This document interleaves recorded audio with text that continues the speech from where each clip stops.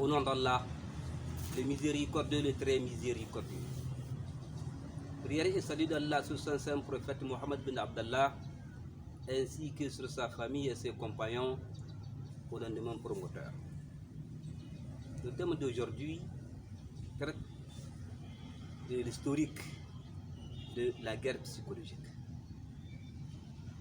Le monde d'aujourd'hui est le fruit du monde d'hier, qui bien sûr l'a enfanté.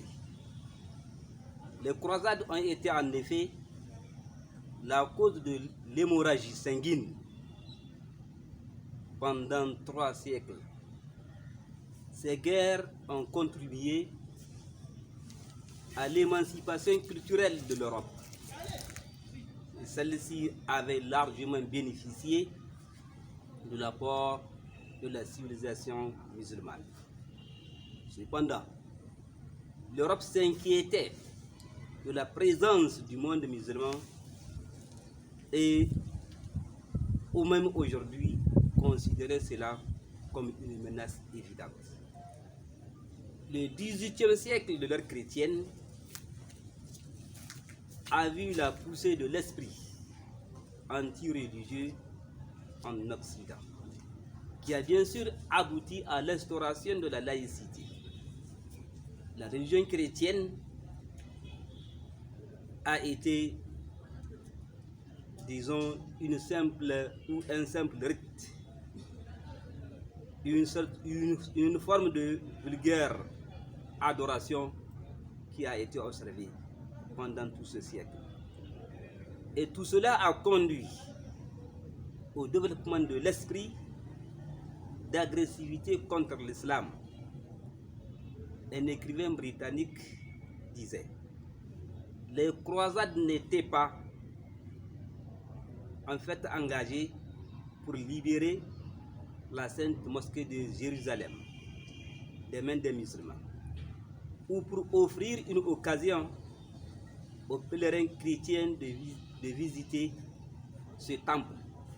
Mais ces croisades étaient une guerre sainte contre l'islam et les musulmans en vue de sucer leurs ressources, de ruiner leurs grands états dans le but d'empêcher l'expansion de l'islam et d'anéantir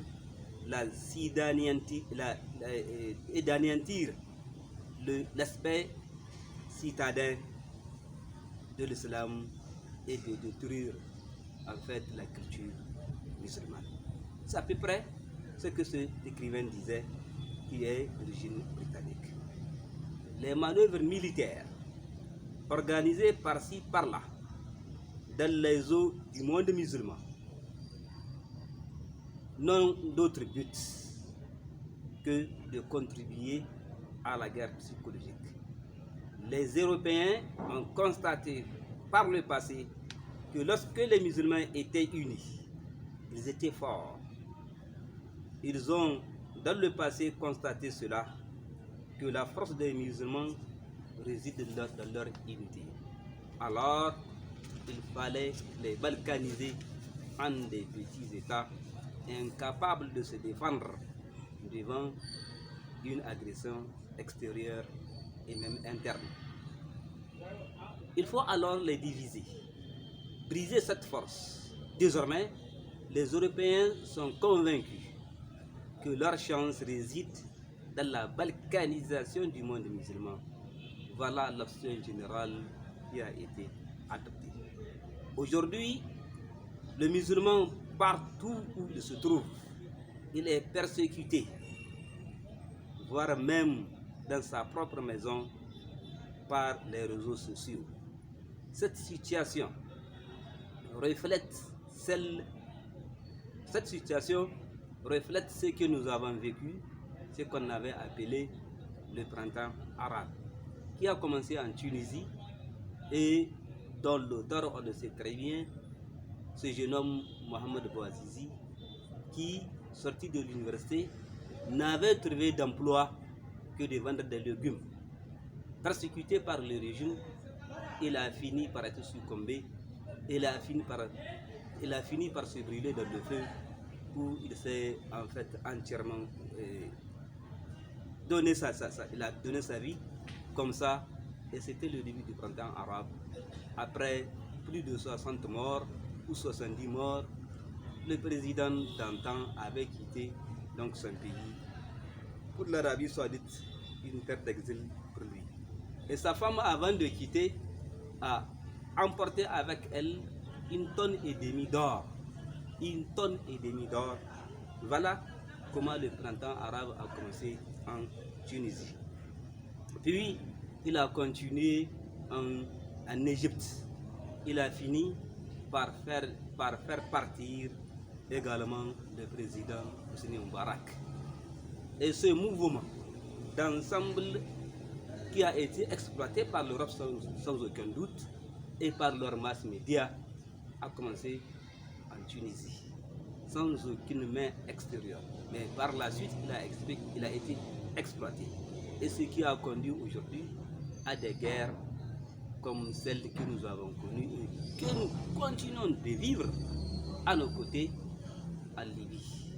C'était donc par l'entremise de Sarkozy, qui à l'époque était président de la métropole française, qui a conduit les Nations Unies à voter une résolution pour faire disparaître Kadhafi.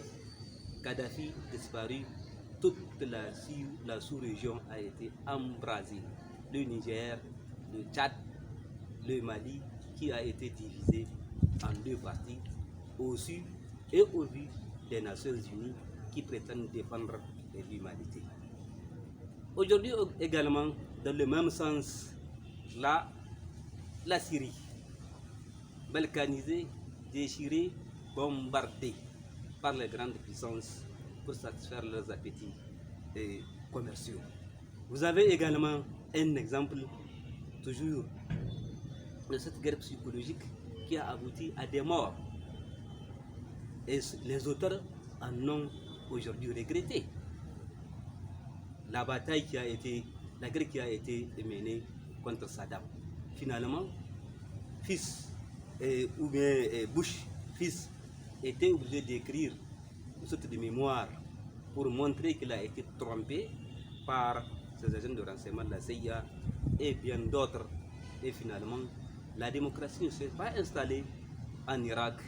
Nous avons assisté et nous continuons d'assister à des guerres intestinales dans le pays de Saddam, qui a été tué le jour de la Tabaski, un peu pour se moquer des musulmans qui sont en train d'égorger leurs moutons en guise de sacrifice. C'est pour vous dire que la guerre psychologique utilise plusieurs moyens. Et parmi ces moyens, ce n'est qu'un résumé que nous allons aujourd'hui vous présenter. Parmi donc ces moyens, il y a bel et bien des moyens directs. L'évangélisation, c'est un moyen direct. L'occidentalisation, c'est également un moyen direct. Et la laïcité. Tels sont des moyens qui sont utilisés dans ce que nous appelons aujourd'hui la guerre psychologique, qui ne vise pas à utiliser des armes de guerre conventionnelles, mais plutôt c'est un moyen de faire taire tout un État, un moyen d'abêtiser, disons, la population de tout un monde, et notamment le monde musulman. Les moyens indirects utilisés par la guerre psychologique.